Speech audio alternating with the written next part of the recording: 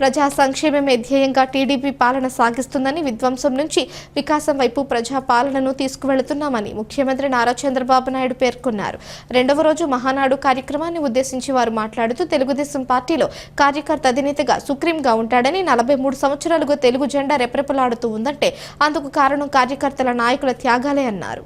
TDP party నాయకులకు కార్యకర్తలకు అండగా ఉంటుందని, కార్యకర్తలు నాయకులు ప్రజలకు అండగా ఉండాలని వారు పేర్కొన్నారు. సొంత బాబాయిని హత్య చేయించి గుండెపోటుగా చిత్రీకరించి అది హత్యగా బయటకు వచ్చిన తరువాత ఆ హత్యని నాపై రుద్దేలా చేసిన కరుడుగట్టిన నేరస్తులతో రాజకీయం చేస్తున్నామని, అట్టివారితో ఎల్లప్పుడూ జాగ్రత్తగా ఉండాలని వారు పేర్కొన్నారు. సూపర్ 6 పథకాలను ఒక్కొక్కటిగా అమలు చేస్తూ వస్తున్నామని, ఇప్పటికే పెన్షన్ల పెంపు, దీపం పథకం అమలు అయ్యేను. వచ్చే నెల నుంచి తల్లికి వందనం కింద ప్రతి ఆడబిడ్డకు 15,000 రూపాయలు అందించడం జరుగుతుందన్నారు.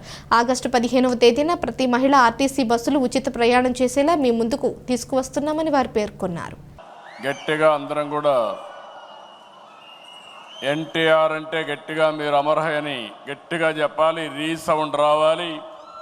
మీ నియోజకవర్గాల్లో కూడా ఈ శబ్దం వినిపించాలి. ఎన్టీఆర్, ఎన్టీఆర్, ఎన్టీఆర్, తెలుగుదేశం, తెలుగుదేశం, తెలుగుదేశం.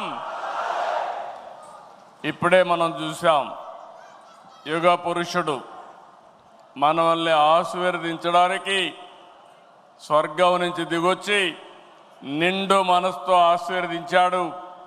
అది కూడా మీరు ఒకసారి చూస్తే, నేను ఐటీ మాట్లాడాను, అప్పుడు నమ్మలేదు. ఇప్పుడు ఎన్టీ రామారావు గారే వచ్చి మనల్ని దీవించారంటే అది ఆర్టిఫిషియల్ ఇంటెలిజెన్స్ అని చెప్పి కూడా నేను మీకు తెలియజేస్తున్నా. ఆయన తెలిసిన వాళ్ళకందరికీ అర్థమవుతుంది. ఇలాంటి వినూత్నమైన కార్యక్రమాలతో మనం ముందుకు పోతున్నాం. మహానాడుకి సముద్రంలా పోటెత్తి వచ్చిన తెలుగు తమ్ముళ్లకు, చెల్లమ్మలకు, టీడీపీ వీరాభిమానులకి అందరికీ మరొక్కసారి నా నమస్కారాలు. మేము కొద్దిగా ఆలస్యంగా కొంతమంది వేదికపై నుండే నాయకులు వచ్చారు, కానీ మీరు మాత్రం 10 గంటలంటే డాట్ 10 గంటలకు ఈ హాల్ అంతా పూర్తి అయిందంటే అది మీకుండే కమిట్మెంట్ అని మరొక్కసారి విజ్ఞప్తి చేస్తున్నారు. మహానాడు తొలి రోజు పలు కీలక అంశాలపై మనం చర్చించుకున్నాం.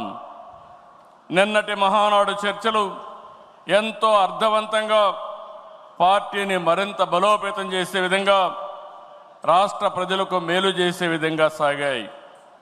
ఈరోజు మన పార్టీ వ్యవస్థాపక అధ్యక్షులు, తెలుగు తేజం, తెలుగు ప్రజల ఆత్మ గౌరవ శిఖరం, తెలుగు పౌరుషం, సినీ రాజకీయ సార్వభౌముడు శ్రీ నందమూరి తారక రామారావు గారి జయంతి.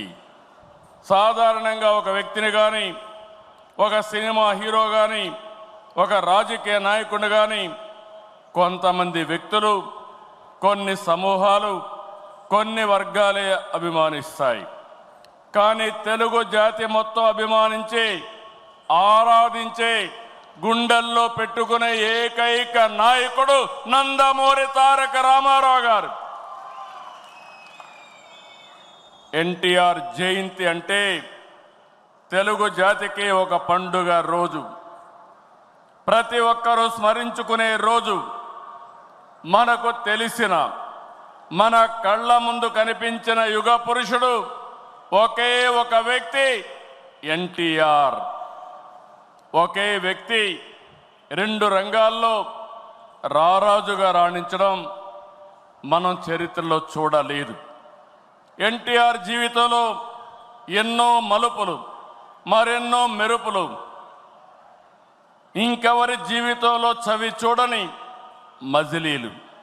ఒక సాధారణ ప్రభుత్వ ఉద్యోగ ప్రస్థానం మొదలుపెట్టి తెలుగు సినీ చరిత్రలో ఎవరెస్ట్గా ఎదగడం, ప్రజల కోసం పార్టీ పెట్టి ముఖ్యమంత్రి కావడం, ఇది అనితర సాధ్యం.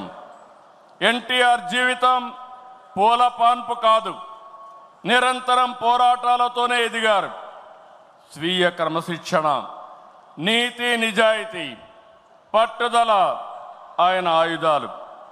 పాలు అమ్ముతూ చదువుకున్న, ప్రభుత్వ ఉద్యోగం చేసిన, సినిమాల్లో నటించిన, రాజకీయాల్లో వచ్చిన ఆత్మ గౌరవాన్ని, ఆత్మాభిమానాన్ని వీడని నాయకుడని చెప్పి కూడా నేను మీకు తెలియజేస్తున్నా. ఒక సామాన్య రైతు బిడ్డగా పుట్టి 33 ఏళ్ళు వెండితెర జీవితంలో 13 సంవత్సరాలు రాజకీయ జీవితంలో అద్వితీయ చరిత్ర సృష్టించారు. అందుకే ఎన్టీఆర్ పేరు తలుచుకుంటే చాలు నరాల్లో ఉత్తేజం వస్తుంది. కొండనైనా ఢీ కొట్టగలిగినమే ఆత్మవిశ్వాసం వస్తుంది, పట్టుదల వస్తుంది. ఆ పేరే 3 అక్షరాలు ఎన్టీఆర్ అని మరొక్కసారి తెలియజేస్తున్నా. ఎప్పుడైనా ఎన్టీఆర్ విగ్రహం ఆయన ఒక్కసారి చూసి, ఆయన రూపాన్ని చూసి మీరు ఏ సంకల్పం చేసినా అది సాధించే శక్తి, సామర్థ్యం మీకు వస్తుందని మరొక్కసారి విజ్ఞప్తి చేస్తున్నా. చైతన్య రథంపై తెలుగు రాష్ట్రాలతో తిరుగుతూ గర్జించారు. ఆయన ప్రసంగిస్తుంటే ఆకాశమే ఉరిమినట్లుండేది. పార్టీ పెట్టి 9 నెలల్లో ముఖ్యమంత్రి అయ్యి రికార్డు సృష్టించిన వ్యక్తి ప్రపంచంలో ఒక్క ఎన్టీఆర్ అని చెప్పి నేను మీకు తెలియజేస్తున్నా.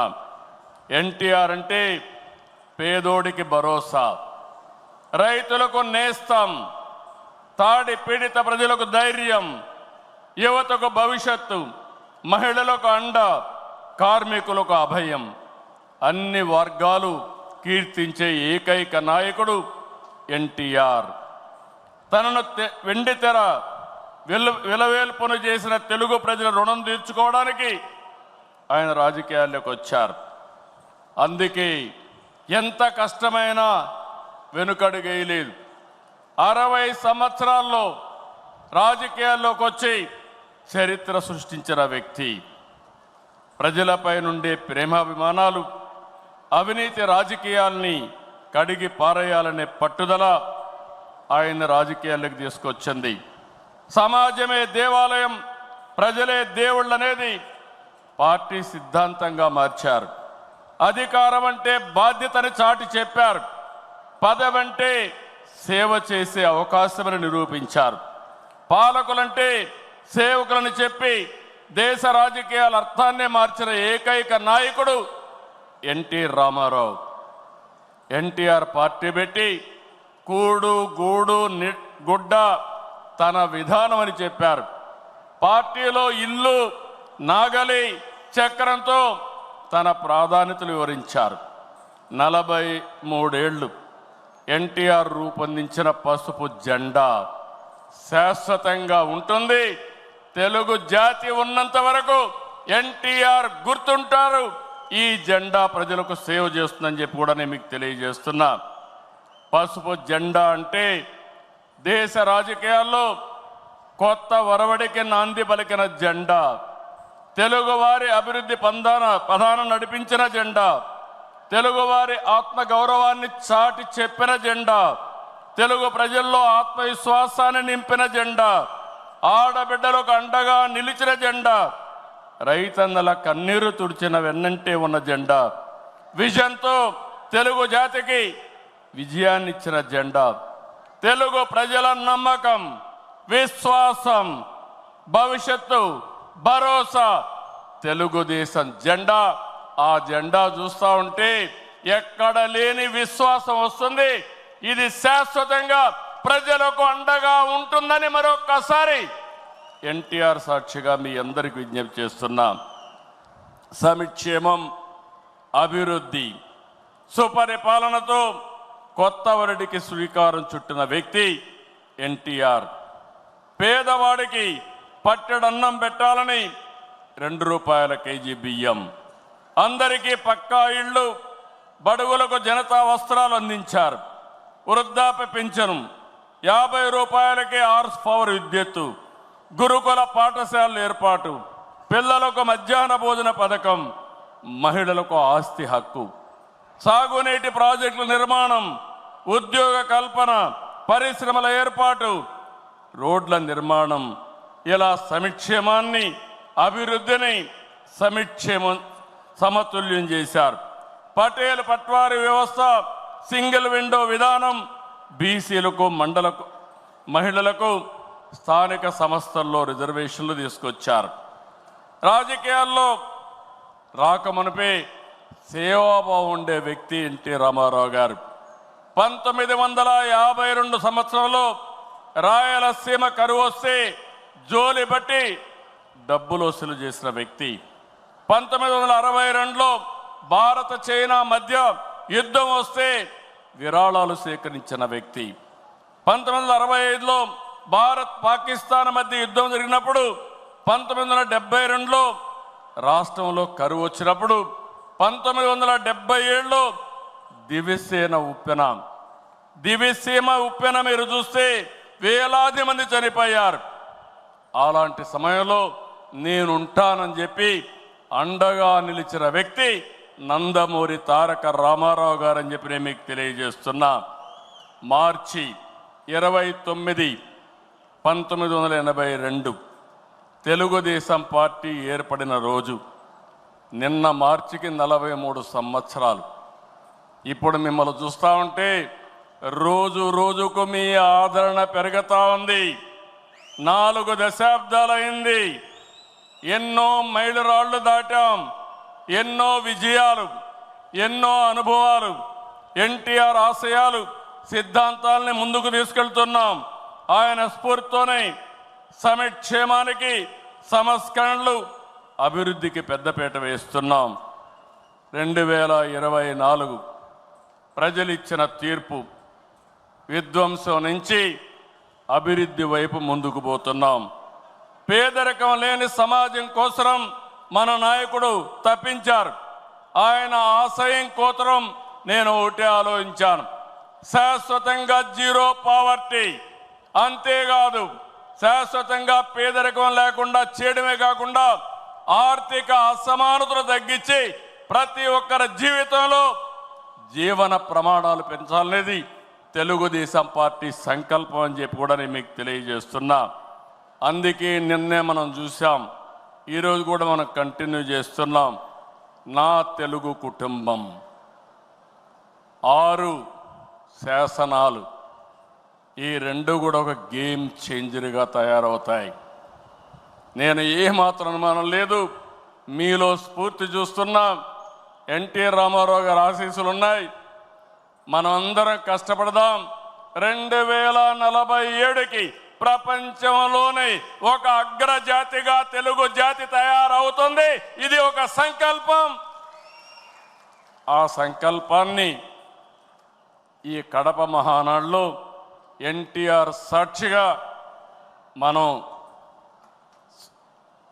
అందరం కూడా సంకల్పించి ముందుకు పోవాలని మరొక్కసారి కోరుకుంటూ, అందరం కూడా ఎన్టీ రామారావు గారిని ఒక్కసారి తలుచుకొని ఆయన ఆశీస్సులు మనందరిపైన ఎప్పుడూ ఉండాలని మనం అందరం కోరుకుంటూ, ఈరోజు ఆయనకు ఘనమైన నివాళులు కాకుండా గర్వపడే విధంగా ఎన్టీఆర్ మా నాయకుడు, ఎన్టీఆర్ తెలుగు బిడ్డని గర్వంగా చాటి చెప్పుకుంటామని మరొక్కసారి మీ అందరికి విజ్ఞప్తి చేస్తూ అందరికీ నమస్కారాలు.